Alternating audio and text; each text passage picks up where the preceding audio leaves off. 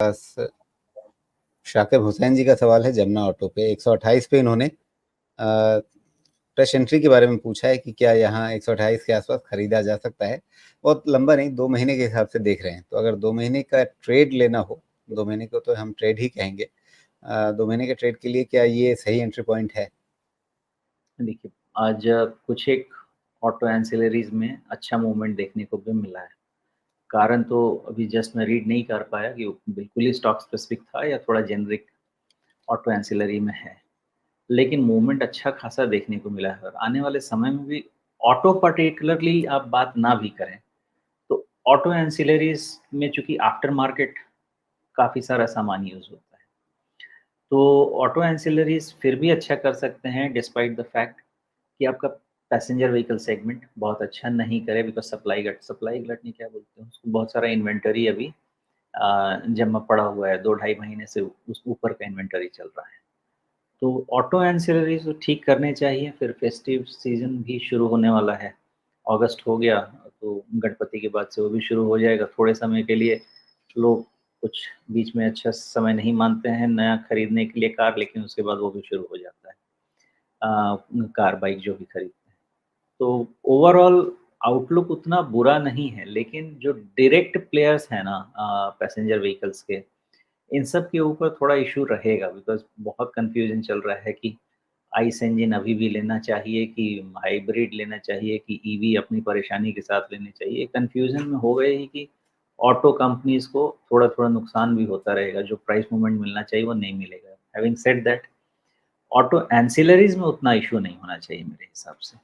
लेकिन जामना ऑटो में वैसे भी रन अप बहुत हो चुका है, इसलिए मुझे लगता है इसका वैल्यूएशन एक बार अगर देखूँ मैं, तो मुझे लग रहा है थोड़ा ऑन दी हायर साइड नहीं ठीक है, वैल्यूएशन उतना खराब भी तो नहीं है। ठीक है, वैल्यूएशन भी ठीक है। तो ऑटो एंसिलरीज़ में सिचुएशन ठीक-ठाक ही है। करेक्शन कूल ऑफ थोड़ा हो रहा है जामना ऑटो का और अ, ये बेहतर तो यही रहेगा कि इसकी 135 निकलने के बाद ही वैल्यूएशन किया जाए, क्योंकि 135 अगर निकला तो ज़्यादा चांसेस ये हैं, एक्चुअली 140 है अभी, लेकिन वो शायद नीचे 135 आ जाए। ज़्यादा चांसेस ये हैं कि फिर 125 आपका एक डिफाइंड सपोर्ट हो जाएगा और उसको रिस्क लेवल लेके 125 में थोड़ा डेविएशन रख लीजिएगा, बहुत क्लियर सपोर्ट नहीं है हमारे पास।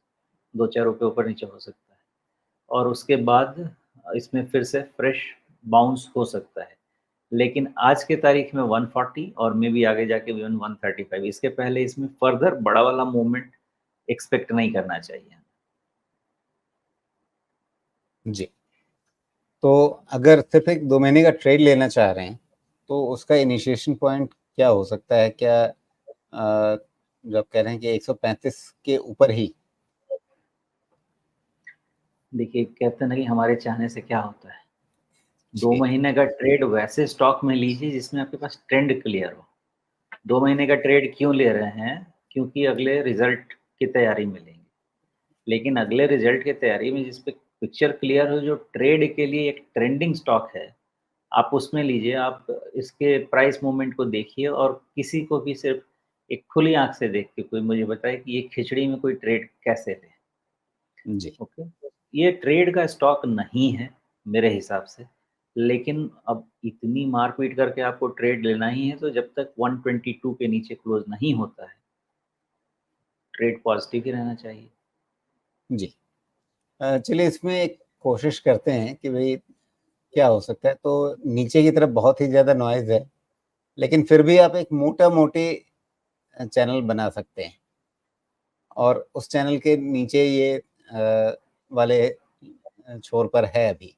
तो अगर ये हम उम्मीद करें कि यहाँ ऑब्वियसली चूँकि नीचे का पॉइंट बहुत क्लियर नहीं है, तो हो सकता है कि जो आपका 14 अगस्त का बॉटम है या हो सकता है 200 डे मूविंग एवरेज के आसपास जो पहले भी 2 बार बॉटम बने हैं छोटे-छोटे, इसके आसपास 125 से 120 के बीच में कहीं भी एक सपोर्ट इमर्ज हो और अ, वहाँ से लेकर के आपके पास ऊपर की तरफ 150 तक के भी मूव अगर बनते हैं इस चैनल के अंदर ही रहते हुए भी, तो क्या ये मतलब लगभग आप कह सकते हैं कि सवा सौ से 150 का मूव अगर 2 महीने में पकड़ में आए, तो क्या बुरा होगा?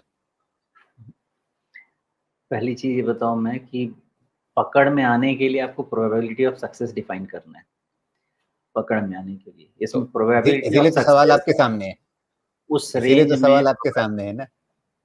हाँ, तो वो प्रोबेबिलिटी ऑफ सक्सेस बहुत लो है।